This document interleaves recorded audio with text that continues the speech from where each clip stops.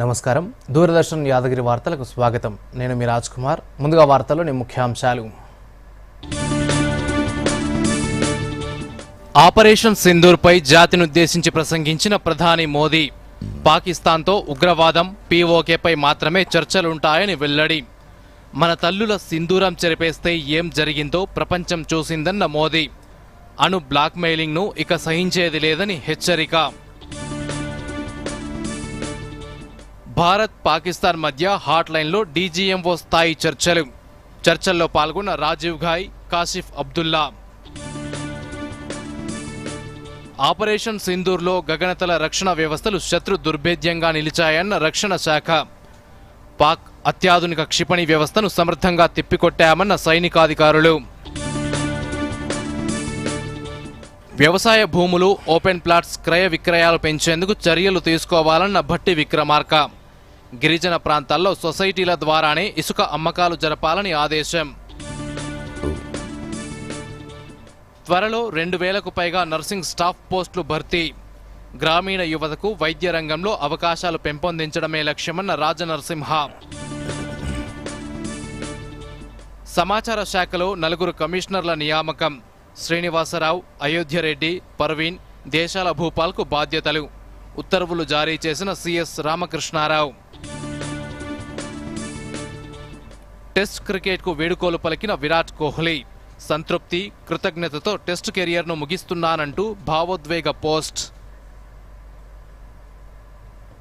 ఇక వార్తలోని వివరాలను చూద్దాం ఉగ్రవాద మూలాలున్న ప్రతి చోటుకు వెళ్లి భారత్ తగిన సమాధానం ఇస్తుందని ప్రధానమంత్రి నరేంద్ర మోదీ పేర్కొన్నారు న్యూక్లియర్ బ్లాక్మెయిల్ను భారత్ ఎంతమాత్రం సహించదని అణుబాంబులను అడ్డం పెట్టుకుని కొనసాగుతున్న ఉగ్ర స్థావరాలను భారత్ ధ్వంసం చేస్తుందని హెచ్చరించారు ఆపరేషన్ సింధూర్ తర్వాత తొలిసారిగా జాతిని ఉద్దేశించి ప్రధాని ప్రసంగించారు దీనికి సంబంధించి మరిన్ని వివరాలు చూద్దాం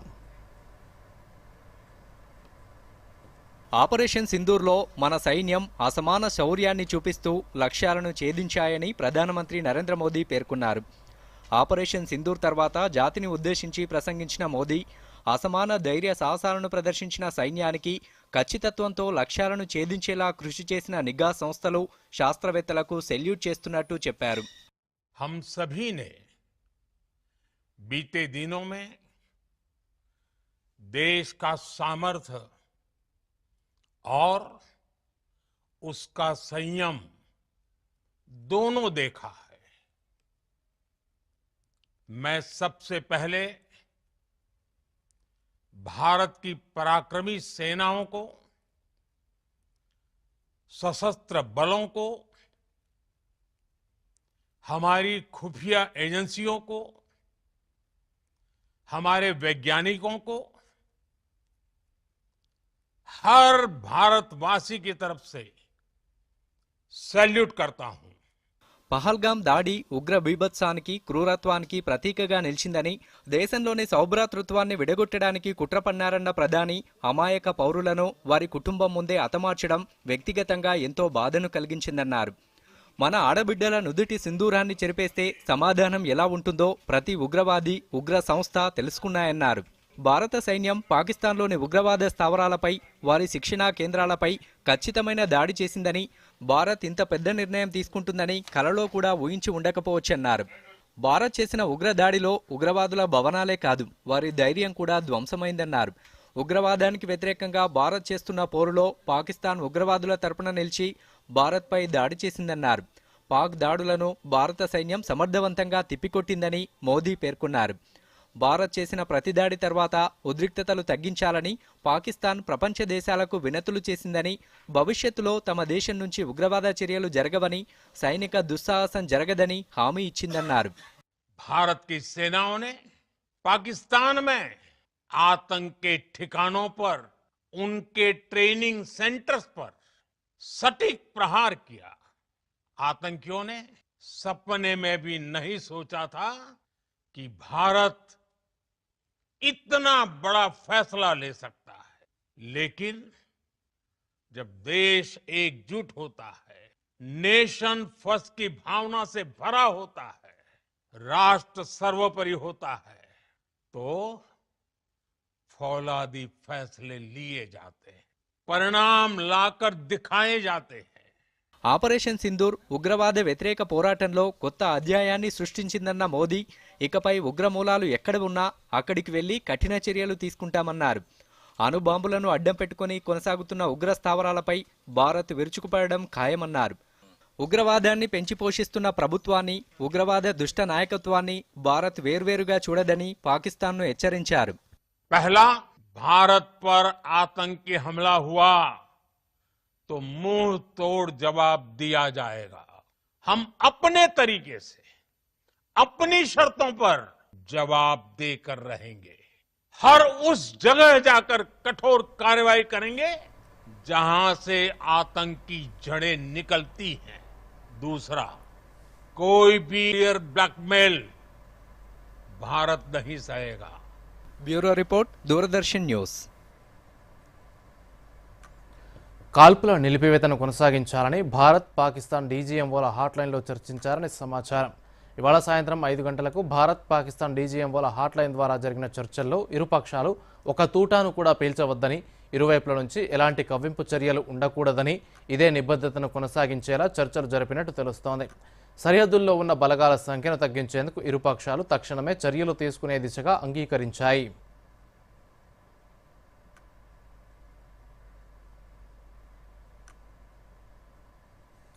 ఉగ్రస్థావరాలే లక్ష్యంగా దాడులు చేసినట్టు రక్షణ శాఖ అధికారులు స్పష్టం చేశారు. పాకిస్తాన్ సేనలు ఉగ్రవాదులకు అండగా నిలిచాయని, ఈ పోరాటాన్ని తమ పోరాటంగా మలుచుకున్నాయని పేర్కొన్నారు. దీంతో భారత సైన్యం ధీటుగా జవాబిచ్చిందని చెప్పారు. పాకిస్తాన్ సైన్యానికి ఏదైనా నష్టం వాటిల్లితే దానికి వారే బాధ్యులని స్పష్టం చేశారు. ఆపరేషన్ సింధూర్పై రక్షణ శాఖ మీడియా సమావేశంపై మరిన్ని వివరాలు చూద్దాం.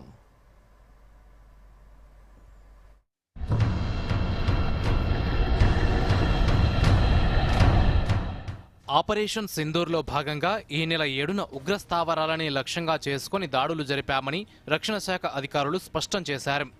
ఆపరేషన్ సింధూర్పై నిర్వహించిన మీడియా సమావేశంలో air martial AK Bharti, vice admiral Pramod, army DGMO Rajiv Ghai మాట్లాడారు. ఉగ్రవాదం, ఉగ్రవాదులపైనే తమ పోరు అని ఈ సందర్భంగా వారు తెలిపారు. పాకిస్తాన్ దాడుల సమయంలో భారత గగనతల రక్షణ వ్యవస్థలు శత్రు దుర్భేద్యంగా నిలిచాయని, దాయాది ఆటలు సాగనివ్వలేదన్నారు. ఎయిర్ మార్షల్ ఏకే భారతి మాట్లాడుతూ పాకిస్తాన్ పీఓకేలో ఉగ్రవాదుల స్థావరాలను ధ్వంసం చేశామని చెప్పారు. ఉగ్రవాదుల శిబిరాలే లక్ష్యంగా మనం యుద్ధం చేశామన్నారు. అత్యాధునిక క్షిపణి రక్షక వ్యవస్థలతో పాక్ క్షిపణులు, డ్రోన్లను తిప్పికొట్టామన్నారు. స్వదేశీ పరిజ్ఞానంతో తయారైన ఆకాష్ను ఈ ఆపరేషన్లో సమర్థంగా వినియోగించామని పేర్కొన్నారు. మన సైన్యానికి పాకిస్తాన్కు చెందిన సామాన్య పౌరులకు ఎలాంటి నష్టం చేయలేదన్నారు. అదే సమయంలో పాకిస్తాన్ వైపు నుంచి దాడులను సమర్థంగా తిప్పికొట్టామన్నారు. చైనా తయారు చేసిన PL-15 క్షిపణిని నేలకూల్చామని స్పష్టం చేశారు. పాకిస్తాన్కు చెందిన అనేక డ్రోన్లు, మిసైళ్లను కూల్చివేశామన్నారు. పీఓకేలో భారత్ చేపట్టిన ఆపరేషన్ విజయవంతమైందని ఎయిర్ మార్షల్ ఏకే భారతి వెల్లడించారు. We had a detailed brief on the successful joint operations that were carried out to destroy the terror infrastructure in Pakistan-occupied Jammu and Kashmir, as well as in Pakistan itself. हमारी लड़ाई आतंकवाद और आतंकवादियों के खिलाफ थी. I would like to place on record the performance and efficacy demonstrated by even the older battle-proven AD systems like the Pechora, the Osa AK and the LLAD guns in countering the Pakistani threat vectors in the current operations. Bharat వైపు గగనతల దాడులను తక్షణమే పసిగట్టి నిలువరించామని vice admiral Pramod తెలిపారు. Air craft క్యారియర్లు, రాడార్లు ఉపయోగించామన్నారు. Fleet, air డిఫెన్స్ను సమర్థంగా వినియోగించామని చెప్పారు. డ్రోన్లు, high speed మిసైళ్లను వినియోగించినట్టు వెల్లడించారు. నౌకాదళ అడ్వాన్స్డ్ రాడార్ల ద్వారా పాక్ డ్రోన్లను గుర్తించగలిగినట్టు పేర్కొన్నారు. In the current standoff, the presence of our aircraft carrier with large number of MiG-29K fighters and airborne early warning helicopters prevented any suspicious or hostile aircraft to close the carrier battle group within several hundred kilometers. The Indian Navy maintains a credible capability to detect, identify and neutralize any aerial platforms that threaten our units at sea. కొన్నేళ్లుగా ఉగ్రవాదం తీరులో మార్పు వచ్చిందని, ఉగ్రవాదులు అమాయకులను లక్ష్యంగా చేసుకుంటున్నారని army DGMO Rajiv Ghai అన్నారు. ఎలాంటి దాడులనైనా తిప్పికొట్టేందుకు సైన్యం సర్వసన్నద్ధంగా ఉందని రక్షణ శాఖ ధీమా వ్యక్తం చేసింది. पाकिस्तान के ड्रोन्स और वेपनाइज्ड यूएवीज से की गई हमलावर कोशिशें भी इस ग्रिड के कारण नाकाम हुई और जो बचे कुचे ड्रोन्स थे उन्हें हमारे शोल्डर फायर्ड हथियारों से मार गिराया गया. మీడియా సమావేశంలో పాక్లోని నూర్ ఖాన్, రహీమ్యార్ ఖాన్ ఎయిర్ బేస్లపై దాడి దృశ్యాలను అధికారులు ప్రదర్శించారు. Bureau report, Doordarshan news. ఇప్పుడు ప్రకటనలు. మాస్టర్ జీ నమస్తే. 2 డ్రెస్సులు కుట్టాలి, సరేనా? ఎలాగంటే ఒకదానికి పఫ్ స్లీవ్స్ పెట్టాలి తాళ్లతో పాటు, రెండో దానికేమో సల్వార్ మీద భలేగా సైడ్ ప్లేట్స్ పెట్టాలి. షర్ట్ బాగా షార్ట్ లెంగ్త్ గా ఉంచాలి, క్రాస్ పిన్ టక్స్ తో. ఇంకా దుపట్టా మీదేమో స్కాలప్స్ లా భలే ఫ్యాన్సీ లేస్లు వేయాలి. కానీ మాస్టర్ జీ 4 రోజుల్లో పార్టీ ఉంది, అప్పటికి తప్పకుండా అయిపోతాయి కదూ? అయిపోతాయి. ఎలా? Just looking like a wow. Fashion మారుతుంది ఎప్పుడు, ఉషా ఎల్లప్పుడు. వార్తలకు పునఃస్వాగతం. రాజ్భవన్లో గవర్నర్ జిష్ణుదేవ్ వర్మతో సీఎం రేవంత్ రెడ్డి భేటీ అయ్యారు. భారత్ పాక్ ఉద్రిక్తతలు, దేశంలో జరిగిన పరిణామాల దృష్ట్యా సమావేశమయ్యారు. రాష్ట్రంలోని పరిస్థితులను గవర్నర్కు ముఖ్యమంత్రి వివరించారు. ఈ కార్యక్రమంలో ముఖ్యమంత్రి రేవంత్ రెడ్డి వెంట మంత్రి శ్రీధర్బాబు పాల్గొన్నారు.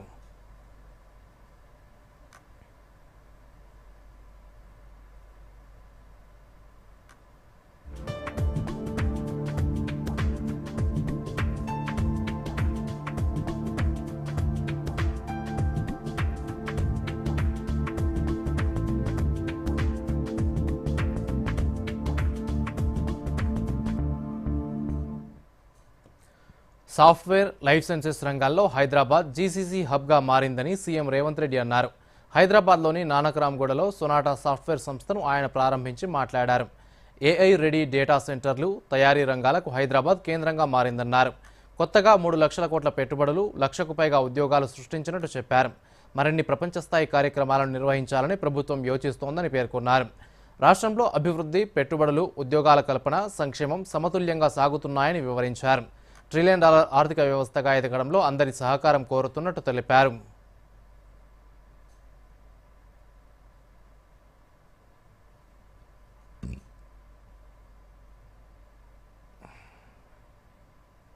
I'm happy to share that we have attracted nearly 3 lakh crore investment since December 2023. We have created more than 1 lakh jobs in private sector. This year to those, we have become a #1 state in attracting investments almost 1.78 lakh crores. We are #1 state in India in investments, both domestic and international. Hyderabad is now a GCC hub. In both software and life sciences, Hyderabad emerged as a leading hub for AI-ready data centers, life sciences and manufacturing sectors.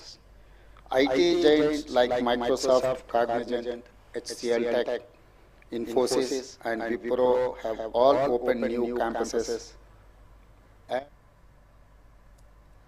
Telangana ప్రభుత్వం మరో కీలక నిర్ణయం తీసుకుంది. తెలంగాణ సమాచార శాఖలో 4 కమిషనర్లను నియమిస్తూ తాజాగా ఉత్తర్వులు జారీ చేసింది.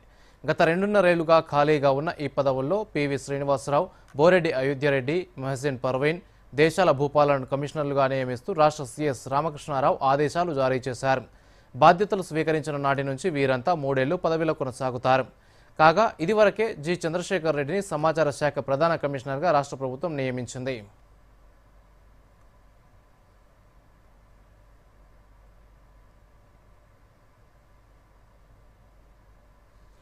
పన్ను వసూళ్ల విషయంలో స్పష్టమైన ప్రణాళికతో ముందుకెళ్లాలని ఉప ముఖ్యమంత్రి భట్టి విక్రమార్క అధికారులను ఆదేశించారు.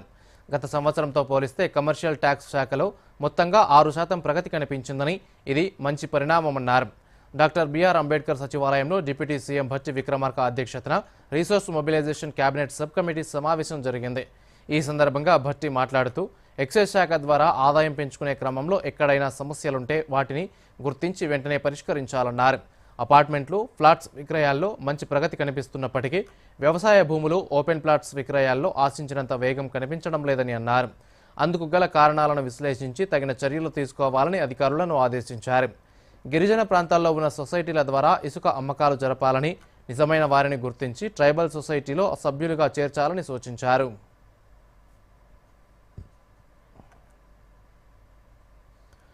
ఖమ్మం జిల్లాలోని మున్నేరు నది పరివాహక ప్రాంత ప్రజల సమస్యల పరిష్కారమే లక్ష్యంగా ప్రభుత్వం రిటైనింగ్ వాల్ నిర్మాణం చేపట్టిందని రాష్ట్ర రెవెన్యూ శాఖ మంత్రి పొంగులేటి శ్రీనివాసరెడ్డి అన్నారు. మున్నేరు రిటైనింగ్ వాల్ నిర్మాణ పనుల పురోగతిని జిల్లా కలెక్టర్ ముజమ్మిల్ ఖాన్తో కలిసి క్షేత్రస్థాయిలో పర్యటించి పరిశీలించారు. ఈ సందర్భంగా మంత్రి పొంగులేటి శ్రీనివాసరెడ్డి మాట్లాడుతూ గత ఏడాది సెప్టెంబర్ నెలలో వచ్చిన వరదల కారణంగా మున్నేరు నది పరివాహకంలోని వేలాది కుటుంబాలు ఇబ్బందులు పడ్డాయని, దీనిని పరిశీలించిన రాష్ట్ర ప్రభుత్వం రిటైనింగ్ వాల్ నిర్మాణానికి సంకల్పించిందని అన్నారు. గత ప్రభుత్వం జీవో జారీ చేసి చేతులు దులుపుకుంటే ప్రజాప్రభుత్వం వచ్చాక సీఎం ఆదేశాల ప్రకారం స్థానికంగా వచ్చే వరదను కూడా అంచనా వేస్తూ నదికి ఇరువైపులా 17 కిలోమీటర్ల మేర రిటైనింగ్ వాల్ నిర్మిస్తోందన్నారు.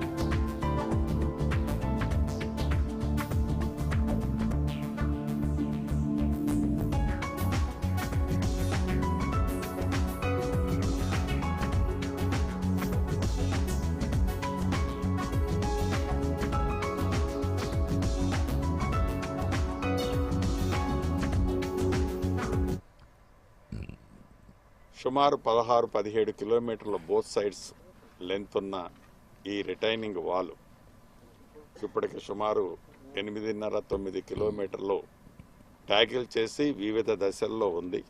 ఈ ప్రభుత్వం యొక్క ఆలోచన ఏదైతే ఈ బోత్ సైడ్స్ పరివాహక ప్రాంతంలో నివసించే పేద కుటుంబాలకి భవిష్యత్తులో ఇబ్బంది కలగొద్దు, వీళ్ళకి శాశ్వత పరిష్కారం సమస్య పరిష్కారం చేయాలి అని ఈ రిటైనింగ్ వాల్ ఏర్పాటు దాంట్లో ఎన్ని నిధులు ఖర్చైనా పర్వాలేదు అని సుమారు 670-680 కోట్లతో ప్రభుత్వం వచ్చిన 1-2 నెలల్లోనే ఈ రిటైనింగ్ వాల్కి సంబంధించిన టెండర్లు పిలిచి డిజైన్స్ ఇతరత్ర అప్రూవల్ చేసుకొని ఇప్పుడు వడివడిగా వేగంగా ములుగు జిల్లా మంగపేట మండలం శనగకుంటలో పంచాయతీరాజ్ గ్రామీణాభివృద్ధి శాఖ మంత్రి సీతక్క 2వ విడత ఇందిరమ్మ ఇళ్ల నిర్మాణానికి భూమి పూజ చేశారు. అనంతరం గ్రామంలో త్రాగునీటి సరఫరా పథకాన్ని ప్రారంభించారు. గత 3 ఏళ్ల క్రితం శనగకుంట గ్రామంలో అగ్ని ప్రమాదం జరిగి 32 ఇళ్లు కాలిపోయాయి. దాన్ని దృష్టిలో ఉంచుకొని బాధితుల కోసం 2వ విడత ఇందిరమ్మ ఇళ్ల నిర్మాణం చేపట్టారు. ఈ సందర్భంగా మంత్రి మాట్లాడుతూ శనగకుంట గ్రామంలో గత 3.5 ఏళ్ల క్రితం ఇళ్లు కాలిపోయిన ప్రతి ఒక్కరికి ఇల్లు ఇస్తామని, అర్హులందరికీ ఇందిరమ్మ ఇళ్లు వచ్చేలా కృషి చేస్తామని అన్నారు. శనగకుంట గ్రామం తాగునీటి సమస్యకు పరిష్కారం చూపామని అన్నారు.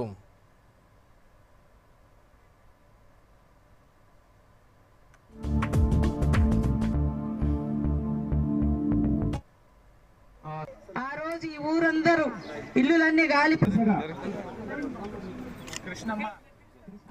3.5 సంవత్సరాల క్రితం మంగపేట మండలం శనగకుంట గ్రామంలో మరి ఉన్నటువంటి ఇండ్లన్నీ కాలిపోయి రోడ్డు మీద ఉన్నటువంటి ప్రజలకు ఆ రోజు కూడా మేము వచ్చి ఆత్మవిశ్వాసాన్ని కలిగించి మాకు తోచిన పద్ధతిలో సహాయం చేయడమే కాకుండా వివిధ స్వచ్ఛంద సేవా సంస్థలను కూడా ఆ రోజు నేను ఎమ్మెల్యేగా ఉండి కూడా అభ్యర్థిస్తే దాదాపుగా 300 సంస్థలకు పైగా వచ్చి మరి ఇక్కడ ఇల్లు కాలినటువంటి బాధిత ఆదివాసీ కుటుంబాలకు అందరికి కూడా సహాయం చేయడం జరిగింది. ఆనాడే నేను మాట ఇచ్చినా మా ప్రభుత్వం వస్తే తప్పకుండా అందరికి ఇల్లులు కట్టిస్తామని ఈరోజు ఇచ్చిన మాట ప్రకారము ఇల్లులు కట్టించేందుకు కాలిపోయినటువంటి వాళ్ళందరికీ కూడా ఈరోజు పట్టాలు ఇవ్వడం జరిగింది, శాంక్షన్ ఆర్డర్స్ ఇవ్వడం జరిగింది. అదే కాకుండా దశాబ్దాలుగా మంచినీటి సమస్య కూడా పెండింగ్ ఉంటే మరి ఆ సమస్యను కూడా ఈసారి ప్రత్యేకంగా ఈ గ్రామానికి మంచినీటి సౌకర్యం. ఇప్పుడు ప్రకటనలు. ఈవేళ పార్టీ కావాలంతే. ముందు ఛాంపియన్ తో సెల్ఫీ తీసుకుందాం. ఐడియా, ఇక్కడే చేసుకుందాం పార్టీ. Pizza party. ఏది నీ కార్డు పిన్ను నా కార్డ్ డీటెయిల్స్ స్వయంగా వేస్తాను. ఆర్బీఐ అంటుంది మీ పిన్, ఓటీపీ, సివివి లేదా ఇంటర్నెట్ బ్యాంకింగ్ పాస్వర్డ్ ఎవరితోనూ షేర్ చేసుకోకండి. ఆన్లైన్ బ్యాంకింగ్ మీ సొంత కంప్యూటర్, మొబైల్ ఇంకా సిక్యూర్ నెట్వర్క్ నుంచే చేయండి. By girls. ఎక్కడికి వెళ్తున్నావు? వినలేదా? No sharing. ఆర్బీఐ అంటుంది విషయాలు తెలుసుకోండి, జాగరూకంగా ఉండండి. వార్తలకు పునఃస్వాగతం. సంగారెడ్డి జిల్లా జిన్నారం ఘర్షణల్లో అరెస్టైన బీజేపీ కార్యకర్తలను మెదక్ ఎంపీ రఘునందన్ రావు పరామర్శించారు. సంగారెడ్డి సెంట్రల్ జైలులో బీజేపీ కార్యకర్తలతో ఎంపీ ములాఖాత్ అయ్యారు. అనంతరం జైలు బయట మీడియాతో మాట్లాడుతూ జిన్నారం ఘర్షణలో కాంగ్రెస్ ప్రభుత్వం ఏకపక్షంగా వ్యవహరించిందని ఆరోపించారు. జిన్నారంలోని కోదండ రామాలయం భూముల్లో అక్రమంగా మదర్సా నిర్మించారని, ఈ వ్యవహారంలో సమగ్ర విచారణ జరిపించాలని రాష్ట్ర ప్రభుత్వాన్ని డిమాండ్ చేశారు. దేశద్రోహులను వెంటనే పంపించాలని కేంద్ర హోంశాఖ ఆదేశాలు ఇచ్చినా ఇప్పటికీ అధికార యంత్రాంగం స్పందించడం లేదని ప్రశ్నించారు. మదర్సాపై జిల్లా ఎస్పీ సరైన సమాధానం ఇవ్వకపోతే డీఓపీటీకి ఫిర్యాదు చేస్తానన్నారు.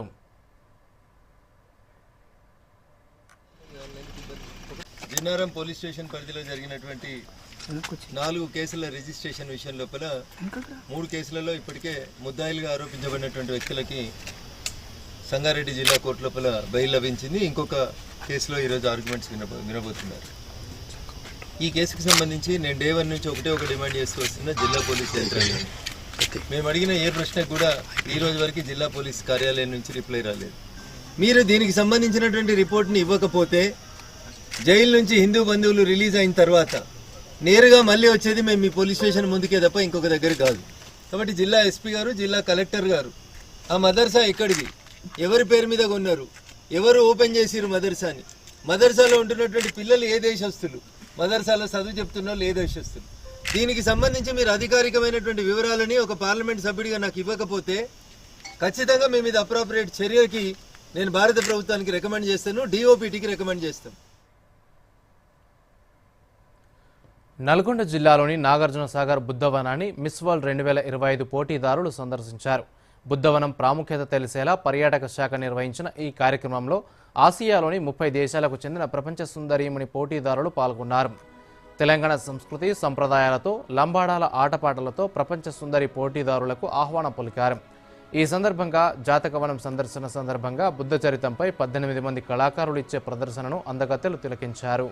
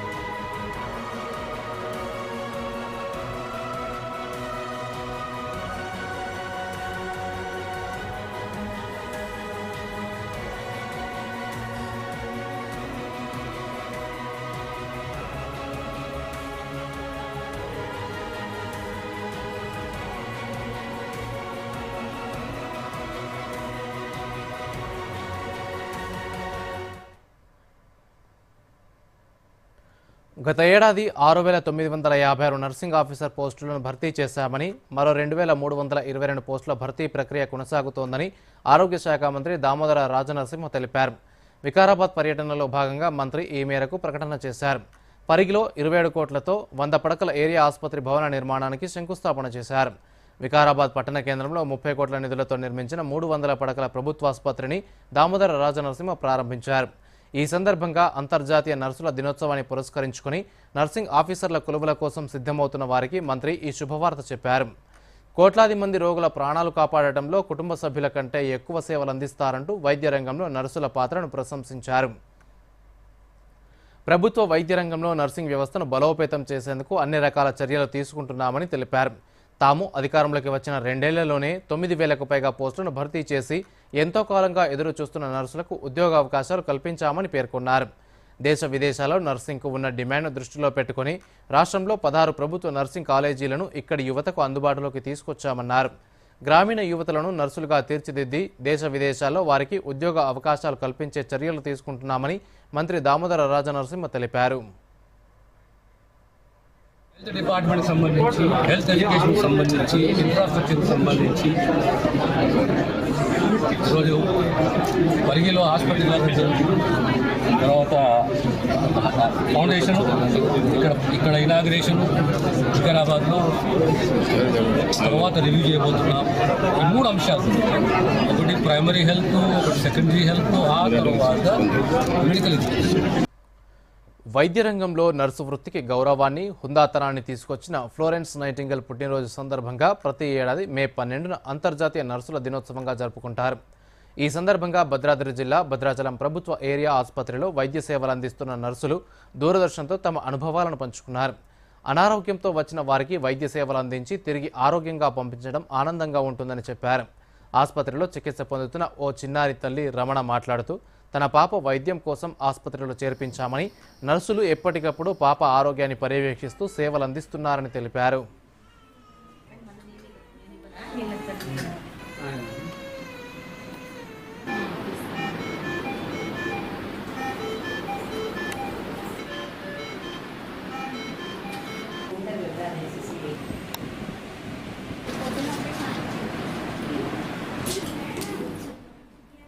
స్టాఫ్ నర్స్ నుంచి కూడా ఇక్కడే చేస్తున్నాను. 32 ఇయర్స్ కంప్లీట్ అయ్యి 33 ఇయర్స్ వరకు ఇప్పుడు నేను హెడ్ నర్స్గా చేస్తున్నాను. కానీ మేము పేషెంట్ల దగ్గర, మా దగ్గరకు వచ్చే పేషెంట్లు అందరూ కూడా వాళ్ళకి సర్వీస్ చేయడం మాకు చాలా ఆనందంగా ఉంది. సీరియస్ పేషెంట్లు, టీబీ పేషెంట్లు ఏంటి, కరోనా పేషెంట్ల సమయంలో కూడా మేము చాలా చేశాము. 4 స్టేట్లు జనాభా వస్తారు. ఎంతో నిరుపేదలు మన ఈ గవర్నమెంట్ ఏరియా హాస్పిటల్కి వస్తారు. వచ్చి ఎంతో బాధాకరంగా వచ్చిన వాళ్ళని ఎంతో వెళ్ళిపోయేటప్పుడు ఎంతో సంతోషంగా వెళ్ళిపోతున్నారు. మేము ఇక్కడికి వచ్చిన తర్వాత వాళ్ళని ఏ విధంగా సంతోషపరచాలి, వాళ్ళు ఏ విధంగా కోలుకోవాలి, ఏ విధంగా వాళ్ళకి గాయాల్ని మాన్పాలి అన్నది మేము కూడా ఆలోచించి వాళ్ళకి ఇంకా 1-2 లాగా డాక్టర్లు ఒక విధంగా ఉన్నా మేము వాళ్ళకి సైకలాజికల్ సపోర్ట్ ఇవ్వడం అవుతేంటి. ఈ వృత్తిలోకి నేను వచ్చినందుకు చాలా గర్వంగా ఫీల్ అవుతున్నాను. ఇందులో ఏంటంటే మానవ సేవే మాధవ సేవ. ప్రతి పేషెంట్కి కూడా దగ్గరగా ఉండి మనం సర్వీస్ చేసి వాళ్ళు ప్రాణాలతో కోలుకొని వాళ్ళు రికవర్ అయ్యి ఇంటికి వెళ్తుంటే ఆనందం మనం 100 గుడులకు తిరిగిన దానికంటే ఎక్కువ ఆనందాన్ని కలిగిస్తుంది. వాళ్ళ ఇంట్లో వాళ్ళు సంతోషంగా ఉంటే మనకు కూడా సంతోషంగా ఉంటుంది. 14 ఏళ్ల సుదీర్ఘ కెరియర్, 123 టెస్టు మ్యాచ్ల అనుభవం, 9230 పరుగులు, 30 సెంచరీలు. ఈ లెక్కలు చాలు టెస్ట్ క్రికెట్లో విరాట్ కోహ్లీ సత్తా ఏమిటో చెప్పేందుకు. గత దశాబ్ద కాలంలో వరల్డ్ క్రికెట్ను శాసించిన ఈ టీమిండియా బ్యాటర్ టీ20లు, వన్డేలు, టెస్టులనే తేడా లేకుండా అన్ని ఫార్మాట్లలోనూ దుమ్ము రేపాడు.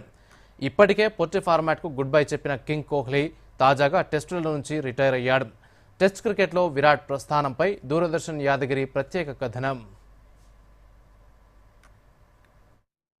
విరాట్ కోహ్లీ భారత క్రికెట్ ప్రపంచానికి రారాజు. అందుకే అందరూ ముద్దుగా కింగ్ కోహ్లీ అని పిలుస్తారు. సచిన్ టెండూల్కర్, ధోనీ లాంటి దిగ్గజాల తర్వాత క్రికెట్ ప్రపంచంలో భారత్కు అంతగా గుర్తింపు తెచ్చిన ఆటగాడు కోహ్లీ. ఆటతోనే కాదు, ఫిట్నెస్ పరంగానూ కొత్త ప్రమాణాలను సెట్ చేసిన విరాట్ ప్రపంచ క్రికెట్లో ఒక ఐకాన్గా నిలిచాడు. 2008లో అండర్-19 వరల్డ్ కప్లో జట్టును విజయపథంలో నడిపించిన కోహ్లీ అదే ఏడాది అంతర్జాతీయ క్రికెట్లోకి అడుగుపెట్టాడు.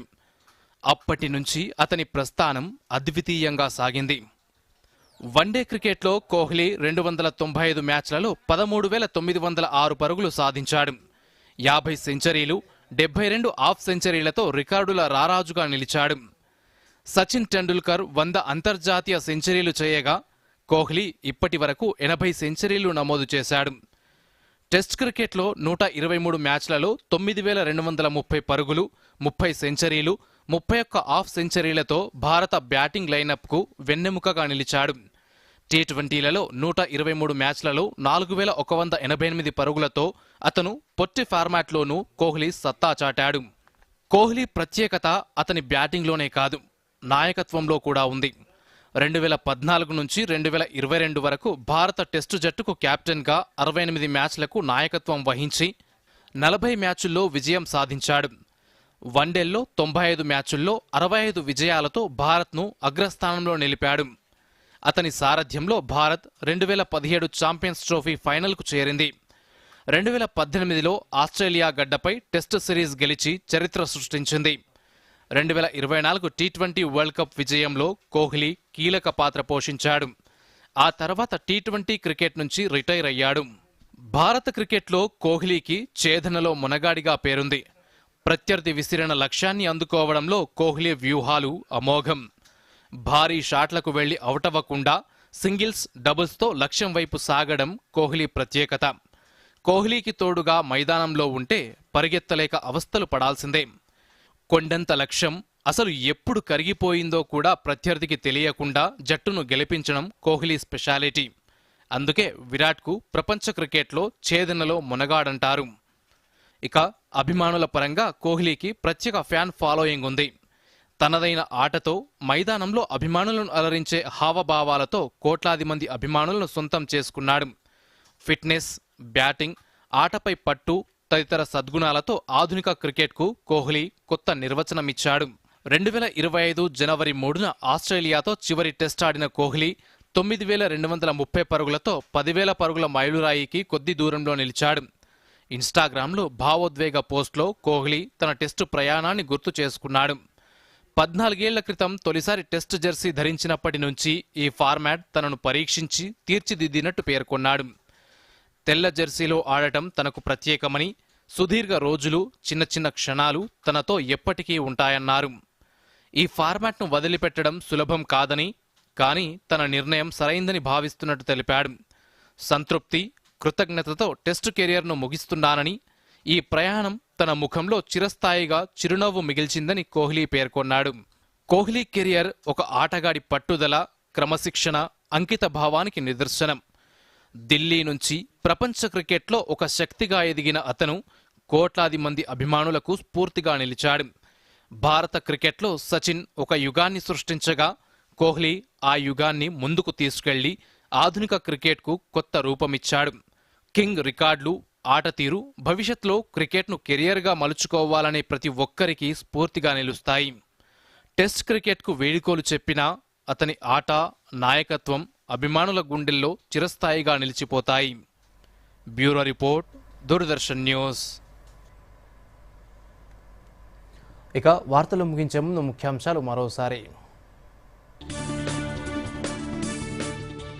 ఆపరేషన్ సింధూర్పై జాతినుద్దేశించి ప్రసంగించిన ప్రధాని మోదీ, పాకిస్తాన్తో ఉగ్రవాదం, పీఓకేపై మాత్రమే చర్చలుంటాయని వెల్లడి. మన తల్లుల సింధూరం చెరిపేస్తే ఏం జరిగిందో ప్రపంచం చూసిందన్న మోదీ. అణు బ్లాక్మెయిలింగ్ను ఇక సహించేది లేదని హెచ్చరిక.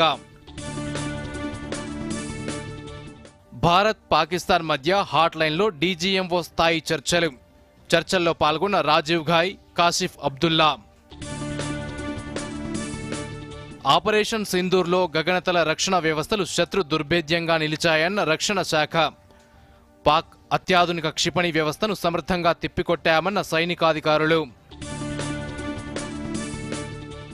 వ్యవసాయ భూములు, ఓపెన్ ప్లాట్స్ క్రయ విక్రయాలు పెంచేందుకు చర్యలు తీసుకోవాలన్న భట్టి విక్రమార్క. గిరిజన ప్రాంతాల్లో సొసైటీల ద్వారానే ఇసుక అమ్మకాలు జరపాలని ఆదేశం. త్వరలో 2,000కు పైగా నర్సింగ్ స్టాఫ్ పోస్టులు భర్తీ. గ్రామీణ యువతకు వైద్య రంగంలో అవకాశాలు పెంపొందించడమే లక్ష్యమన్న రాజనరసింహ. సమాచార శాఖలో 4 కమిషనర్ల నియామకం. శ్రీనివాసరావు, అయోధ్యరెడ్డి, పర్వీన్, దేశాల భూపాల్కు బాధ్యతలు. ఉత్తర్వులు జారీ చేసిన సిఎస్ రామకృష్ణారావు. టెస్ట్ క్రికెట్కు వేడుకోలు పలికిన విరాట్ కోహ్లీ. సంతృప్తి, కృతజ్ఞతతో టెస్ట్ కెరియర్ను ముగిస్తున్నానంటూ భావోద్వేగ పోస్ట్. దూరదర్శన్ యాదగిరి వార్తలను ఇప్పుడు సోషల్ మీడియాలో కూడా చూడొచ్చు. యూట్యూబ్ అయితే డిడి న్యూస్ తెలంగాణ, ఎక్స్ వేదికగా అయితే DD news Telangana @DD Yadagiri news, Facebook అయితే డిడి న్యూస్ తెలంగాణలో చూసి సబ్స్క్రైబ్ చేసి లైక్ చేయండి, షేర్ చేయండి.